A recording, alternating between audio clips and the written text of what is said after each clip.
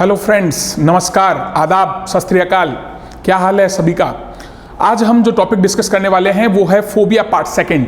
Phobia से हमारा phobia भग जाए, फोबिया से हमारा जो डर है वो मिट जाए, इसके लिए एनएनए यानी नाइटिंगेल नर्सेज एकेडमी ने आपके लिए कुछ छोटी छोटी रील्स के माध्यम से ये फोबियाज आपको समझाने की कोशिश की है। और उसी का अगली कड़ी में हम सेकंड पार्ट ऑफ फोबिया जो है वो आज लेकर आए हैं और उन फोबियाज का किससे रिलेशन है उसके बारे में हम स्टडी करने वाले हैं। तो जल्दी से चलिए हम उसको डिस्कस करते हैं।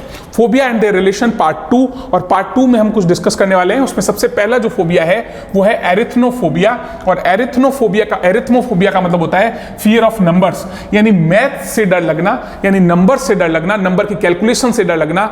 मैथ हम कह सकते हैं मैथमेटिक्स से डर लगना, उसी को हम कौन सा जो है वो फोबिया बोलेंगे तो हम कहेंगे उसको एरिथ्मोफोबिया बोलते हैं। इसे एरिथ्मोफोबिया के नाम से जानते हैं। उसके बाद में आइटिची फोबिया, जिसको एटाइची फोबिया बोला गया है, आइटिची फोबिया भी इसको कहते हैं या एटाइची फोबिया भी बोलते हैं। ये होता है फियर ऑफ फेलियर, यानी मैं कहीं फेल तो नहीं हो जाऊंगा, मैं कहीं असफल तो नहीं हो जाऊंगा, कैन आई बिकम अनसक्सेसफुल। तो व्यक्ति को अनसक्सेसफुल होने से डर लगता है, व्यक्ति को फेलियर होने से डर लगता है, व्यक्ति को असफल होने से डर लगता है। इस कंडीशन को हम अटाइची फोबिया के नाम से जानते हैं। ये अटाइची फोबिया कहलाता है। और अटाइची फोबिया के बाद में मोनोफोबिया की कंडीशन होती है। मोनोफोबिया का मतलब होता है fear of being alone. Monophobia का मतलब होता है कि कहीं मैं अकेला तो नहीं रह जाऊंगा, मैं अकेला रह गया तो मुझे डर लगता है, मैं अकेला रह गया, घर में अकेला रह गया हूं या कहीं और अकेला रह गया हूं तो मुझे डर लग रहा है। तो ये जो फियर है, उसी फियर को कौन सा फियर बोलते हैं? मोनोफोबिया के नाम से जानते हैं। तो fear of being alone is known as monophobia. और उसके बाद में बैक्टीरियोफोबिया, बैक्टीरिया से डर लगना, उसको बोलते हैं फियर ऑफ बैक्टीरिया। और फियर ऑफ बैक्टीरिया जो है वो बैक्टीरियोफोबिया कहलाता है। फियर ऑफ बैक्टीरिया क्या कहलाता है? बैक्टीरियोफोबिया कहलाता है। उसके बाद अगला जो फोबिया है उसका नाम है बिब्लियोफोबिया। बिब्लियोफोबिया का मतलब होता है फियर ऑफ बुक्स, यानी आपको किताबों से डर लगता है, किताबों के आसपास जाने से भी इंसान जो है वो हिचक जाता है। और फियर ऑफ बुक्स होना, बुक्स से डर लगना, वो हमें बिब्लियोफोबिया के नाम से जानते हैं उसको, या उसको हम बिब्लियोफोबिया बोलते हैं।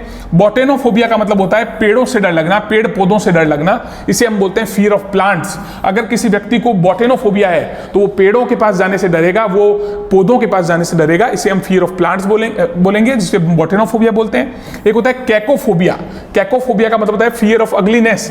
किसी व्यक्ति को मैं गंदा तो नहीं दिख रहा हूं, मैं गंदा तो नहीं नजर आ रहा हूं, मैं कहीं गंदा तो नहीं हूं, इस तरीके से अगर व्यक्ति को फील आए तो ये जो कंडीशन होती है वो कौन सी होती है? फियर ऑफ अगलीनेस की। और इसे हम कैकोफोबिया के नाम से जानते हैं। इसे हम किसके नाम से जानते हैं? कैकोफोबिया के नाम से जानते हैं। तो कैकोफोबिया ये है जिसको हम फियर ऑफ अगलीनेस बोलते हैं। उसके बाद में क्रोमोफोबिया। क्रोमोफोबिया का मतलब है फियर ऑफ कलर्स। और व्यक्ति को अगर बहुत सारे कलर्स से डर लगे, मल्टीपल कलर से व्यक्ति को डर लग रहा हो तो इसे हम किस नाम से जानते हैं? इसे हम क्रोमोफोबिया के नाम से जानते हैं। तो ये क्रोमोफोबिया के बारे में डिस्कस हुआ। उसके बाद जो अगला आपका फोबिया है उसका नाम है क्लॉस्ट्रोफोबिया। क्लॉस्ट्रोफोबिया का मतलब है व्यक्ति को किसी बंद कमरे में अगर बंद कर दिया जाए तो वो इतने जोर जोर से दरवाजा बजाएगा मानो आपको हार्ट अटैक आ जाए। आपने कभी देखा होगा, अगर कोई व्यक्ति को आपने किसी कमरे में बंद कर दिया है, उसे बोला थोड़ी देर बैठे रहना है, तो वो व्यक्ति जो है वो बहुत ज्यादा डर जाता है, बहुत ज्यादा मतलब टेंस फील करता है। तो अगर क्लोज्ड स्पेस में आपने किसी को रख दिया है या क्लोज्ड स्पेस में जाने से अगर आपको डर लग रहा है, इसका मतलब आपको कौन सा फोबिया है? क्लॉस्ट्रोफोबिया है। इसके बाद में साइबर फोबिया। साइबर फोबिया का मतलब फियर ऑफ कंप्यूटर्स। कुछ लोगों को कंप्यूटर चलाने से डर लगता है, कुछ लोगों को कंप्यूटर के आसपास जाने से भी डर लगता है। वो सोचते हैं कि मैं इसे कैसे यूज में लूंगा, मैं इसे कैसे काम में लूंगा, हो सकता है कंप्यूटर मुझे खा जाएगा, हो सकता है कंप्यूटर मुझे कोई नुकसान पहुंचा देगा। तो ये जो फियर होता है उसे कौन सा फियर बोलते हैं? साइबर फोबिया के नाम से उसको जानते हैं। उसके बाद में एक फोबिया होता है जिसको बोलते हैं साइनोफोबिया। और साइनोफोबिया का मतलब होता है फियर ऑफ डॉग्स। और यहां पर कुत्तों से डर लगना। वैसे कुत्तों से डर हर किसी को लगता है, हो सकता है आप लोगों को भी लगता हो, लेकिन वो एक नॉर्मल, वो जो फियर ऑफ डॉग है वो आपको पेट एनिमल से लग रहा है, यानी आप किसी के घर में जा रहे हैं और वहां पर कुत्ता आपको भौंक रहा है तो हो सकता है वो डर आपको लग रहा हो। लेकिन अगर सभी कुत्तों से आपको डर लगे, आपको कुत्तों की प्रजाति से ही डर लगने लग जाए, डॉग्स की प्रजाति से ही डर लगने लग जाए, तो वो जो डर होता है वो कौन सा होता है? साइनोफोबिया होता है। और साइनोफोबिया फियर ऑफ डॉग्स के नाम से जाना जाता है। उसके बाद में होता है डोमेटोफोबिया। एक फोबिया होता है डोमेटोफोबिया जो होता है फियर ऑफ हाउसेज। और आपको घरों से डर लगने लग जाए, आपके आसपास घर है और उससे अगर आपको डर लग रहा है तो समझ लीजिए कि आपको कौन सा फोबिया हो गया है? डोमेटोफोबिया हो गया है। तो डोमेटोफोबिया में जो है आपको हाउसेज से डर लगने लग जाता है, घरों से डर लगने लग जाता है। और इकोफोबिया। इकोफोबिया मतलब फियर ऑफ वंस होम। और किसी व्यक्ति के घर से आपको डर लगने लग जाए तो वो जो फोबिया होता है उसको कौन सा फोबिया बोलते हैं? इकोफोबिया बोलते हैं। यानी आपको किसी व्यक्ति के घर से डर लगने लग गया है, किसी पर्टिकुलर व्यक्ति के घर से डर लगने लग गया है, उसे हम इकोफोबिया के नाम से जानते हैं। तो हमने आज की क्लास में कुछ इंपॉर्टेंट फोबियाज देखे। सबसे पहले arithmophobia, fear of numbers, atychiphobia, fear of failure, monophobia, fear of being alone, bacteriophobia, fear of bacteria.